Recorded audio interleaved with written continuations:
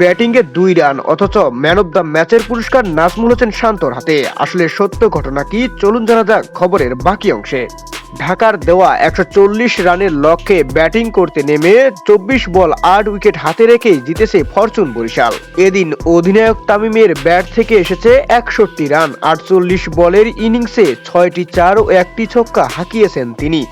এ নিয়ে বরিশালের হয়ে তার 50 সংখ্যা দাঁড়ালো 7-এ, যা ফ্র্যাঞ্চাইজিটির হয়ে সর্বোচ্চ।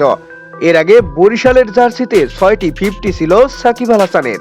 সতীর্থের রেকর্ড ভাঙার পর ম্যাচ শেষে সেরা খেলোয়াড়ও নির্বাচিত হয়েছেন তামিম ইকবাল। তবে পুরস্কার নিতে দেখা গেল না তাকে। তার হয়ে ফরচুন বরিশালের ক্রিকেটার নাজমুল হোসেন শান্ত সেই পুরস্কার তুলে নিয়েছেন। পরে ফ্র্যাঞ্চাইজির সূত্রে জানা গেছে চাঞ্চল্যকর তথ্য। জানা যায় তামিম পুরস্কার বিতরণী মঞ্চের পাশে বেশ কিছুক্ষণ অপেক্ষা করেছেন। পুরস্কার দিতে আসার কথা বিসিবি সভাপতি ফারুক আহমেদের। তার দেরি হওয়ায় 20 মিনিট অপেক্ষা করে বিরক্তি নিয়ে ড্রেসিং রুমে চলে যান তিনি। ফলে শান্তকে পাঠানো হয় পুরস্কার নেওয়ার মঞ্চে।